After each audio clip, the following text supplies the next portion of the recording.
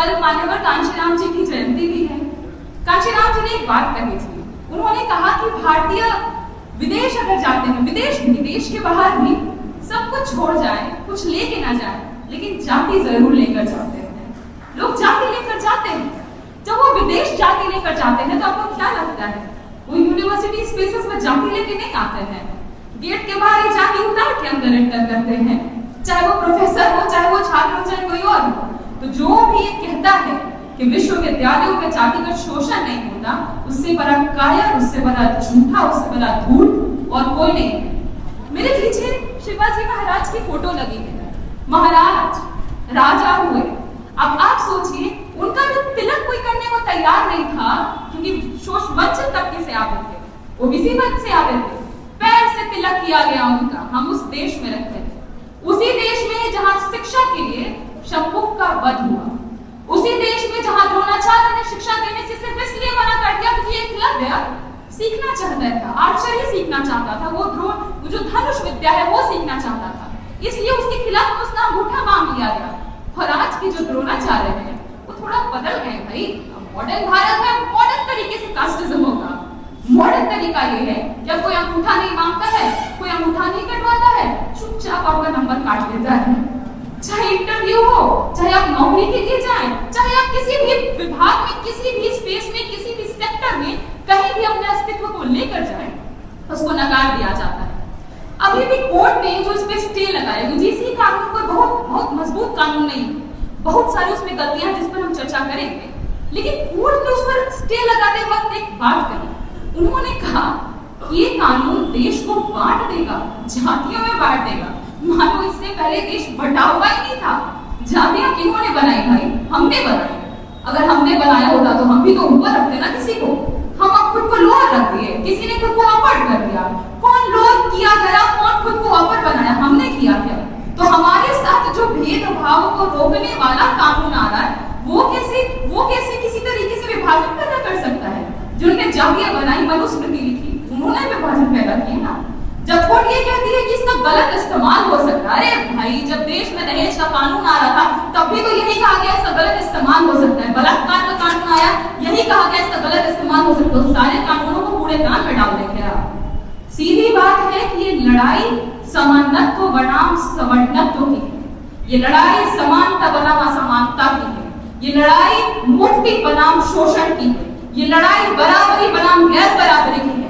और जब वो शोषण करने के अधिकार के लिए इतनी लड़ाई लड़ सकते हैं, तो हम शोषण से मुक्त होने के लिए किस हद तक लड़ाई लड़ेंगे? हम अंतिम हद तक लड़ाई लड़ेंगे। पीछे जितने छात्र हैं आप नाम देख लीजिए, रोहित करुणा, पायल कर्मी, दर्शन सोलंकी, फातिमा, मुत्थु, जितने छात्र हैं, इनका तो खून बहा। इन्होंने आत्महत्या नहीं की, इंस्टीट्यूशन मर्डर हुआ इनका। जातिगत भेदभाव इन्होंने झेला, जाति के आधार पर गालियां दी गई। अभी कुछ यूनिवर्सिटी के छात्रों ने जब अनिकेत ने आत्महत्या की, तो मुझे लगता है आईआईटी मुंबई के छात्रों ने एक शोध की, वहां पता ये चला कि दलित तबके से आने वाली फीमेल छात्राओं को, लड़कियों को मालूम क्या कहा जाता है?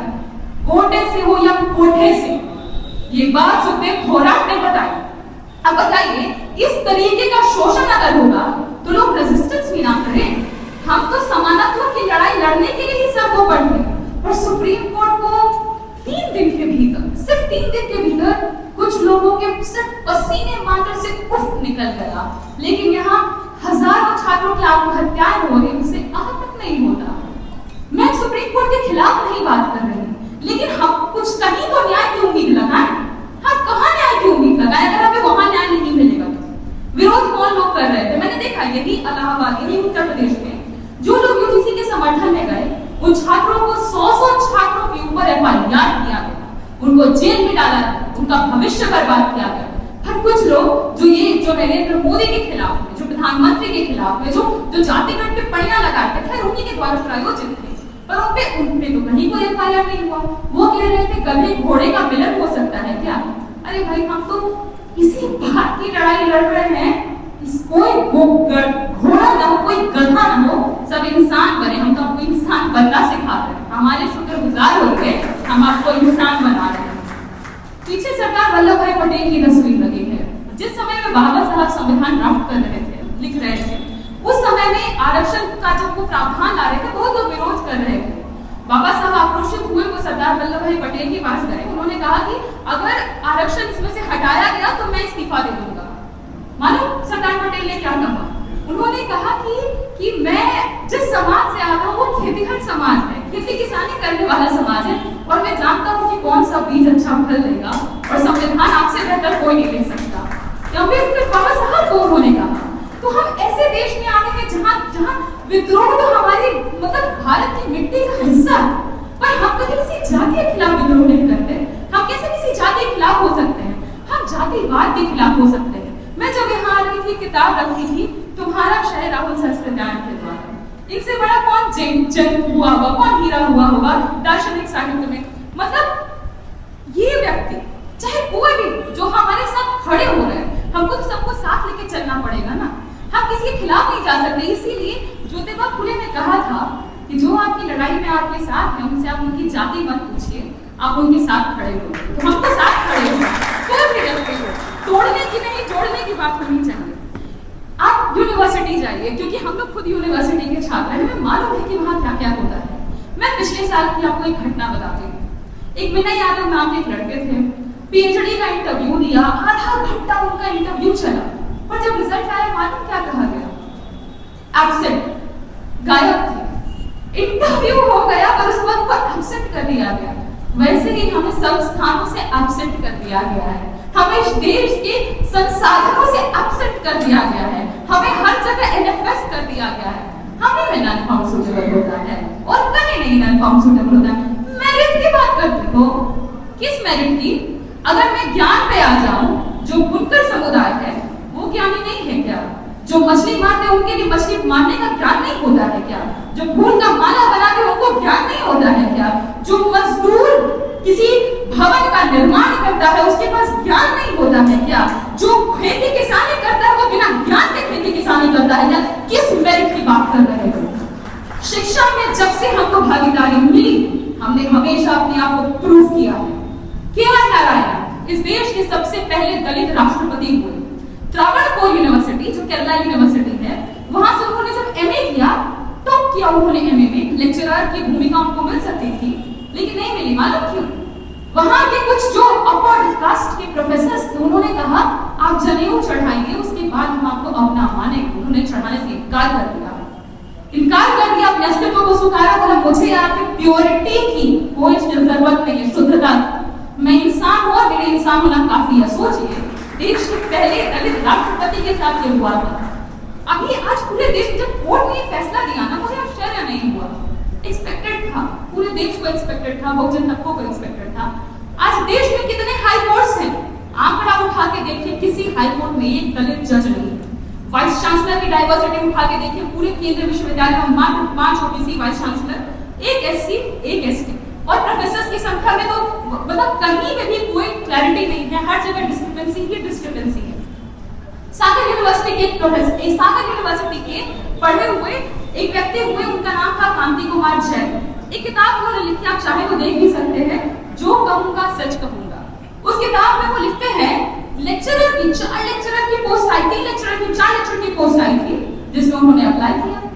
लेकिन और जो उनके गुरु थे, जो उनके सुपरवाइजर थे, उन्होंने कहा था तुमको लेंगे, पर जब रिजल्ट आया उनको नहीं लिया गया। उनके लिए असिस्टेंट का, सहायक का एक पोस्ट बना दिया गया, लेकिन लेक्चरर नहीं लिया गया, क्योंकि उनके पास कुछ खास जाति नहीं थी।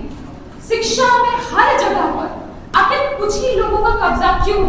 हम ये सवाल क्यों न करें? हमारे लोग आखिर कब तक वंचित, शोषित, पीड़ित थे जो पीड़ित ही रहे? आखिर क्यों? सीधी बात यह है कि ये जो लड़ाई है, ये लड़ाई बहुत लंबी जाएगी। लड़ाई लंबी इसलिए जाएगी क्योंकि हम कहीं भी किसी जगह पे बड़े मजबूत फोरम्स का हिस्सा नहीं, हम संस्थाओं का हिस्सा नहीं। अभी आप कोई भी सेक्टर उठा करके देख लीजिए, मीडिया, शंभू जी बिल्कुल ठीक बात कर रहे थे, मीडिया, आप अंदर घुसिए, आपको साफ साफ महसूस होगा कि कितना घोर कास्टिस्ट मीडिया है।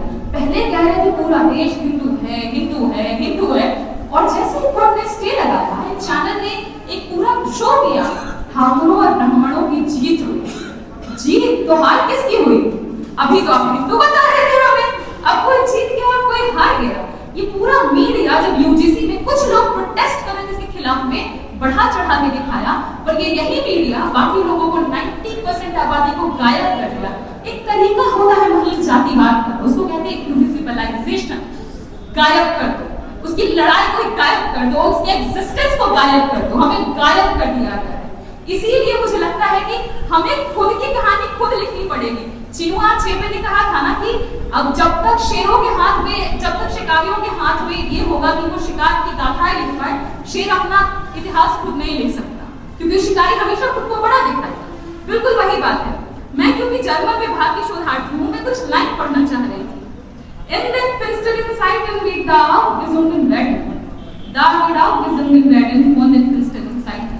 बेटवाल प्रश्न ये कहना चाह रहे हैं कि क्या बुरे दौर में गाने नहीं गाए जाएंगे, विद्रोह के गाने नहीं होंगे?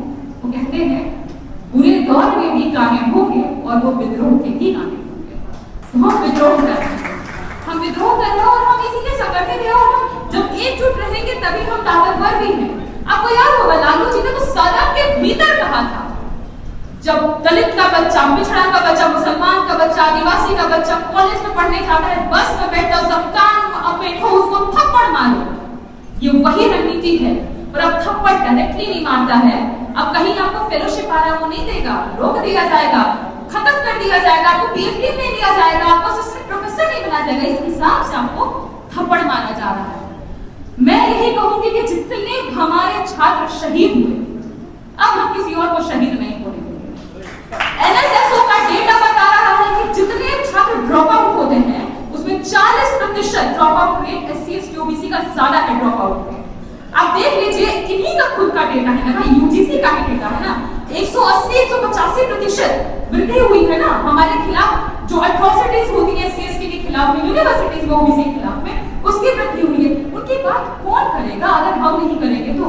आपको मालूम है पायल कर्मी जब सुसाइड नोट उन्होंने लिखा, जब वो आत्महत्या कर रही थी, भील समुदाय की लड़की, भील समुदाय की पहली डॉक्टर, वो आत्महत्या करते हुए 3 हत्यारे डॉक्टरों का नाम डाल दिया उसमें, और उस 3 हत्यारे डॉक्टरों को मात्र 3 महीने में बेल मिल जाती है, और कुछ ही सालों में उसको मेडिकल का जो लाइसेंस होता है प्रैक्टिस करने का वो भी मिल जाता है।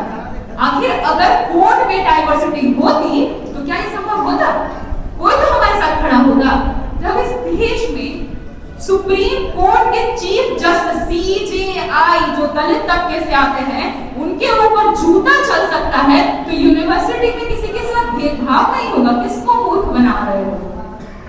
हम यही कहेंगे कि अगर आपको समय मिले, ओम प्रकाश वाल्मीकि जी की कहानी है घुसपैठ की, वो पढ़ के उसे बताते हैं कैसे मेडिकल के छात्रों को, कैसे छात्रों को, दलित पिछड़े छात्रों को एक घुसपैठिया माना जाता है, क्योंकि वो जगह तो हमारी थी नहीं ना।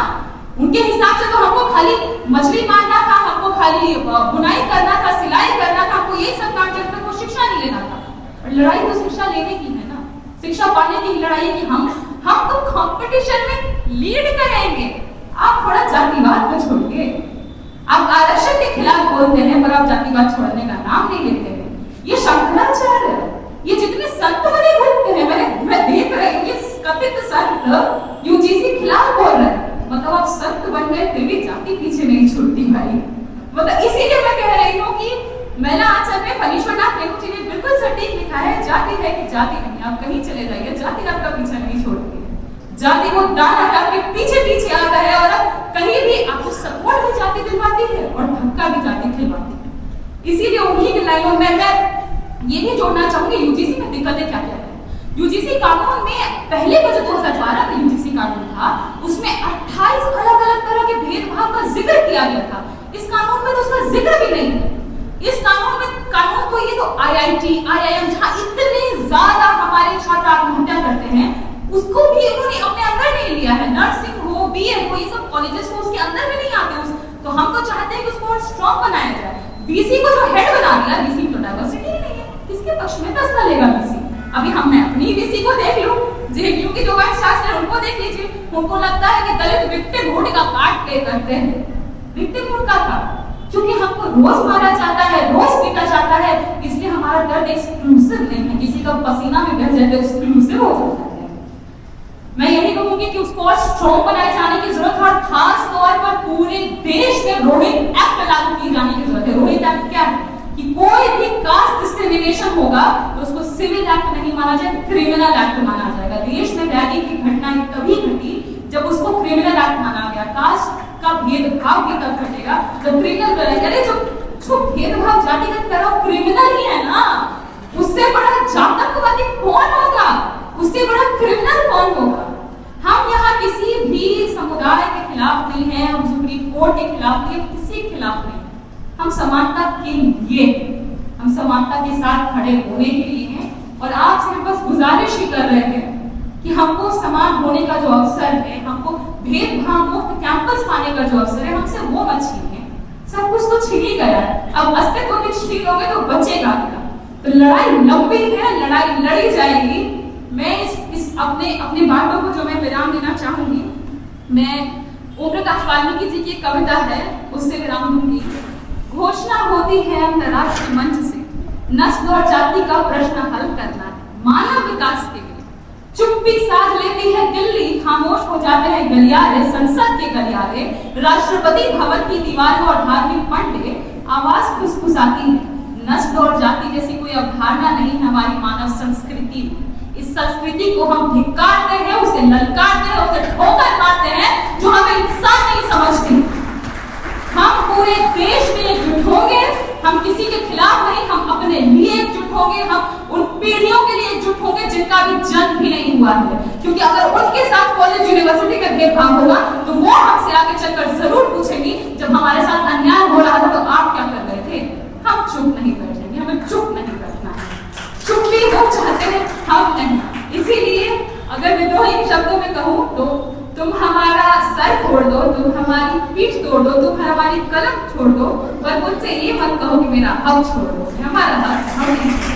बहुत बहुत शुक्रिया सभी लोगों का। सामाजिक न्याय जिंदाबाद।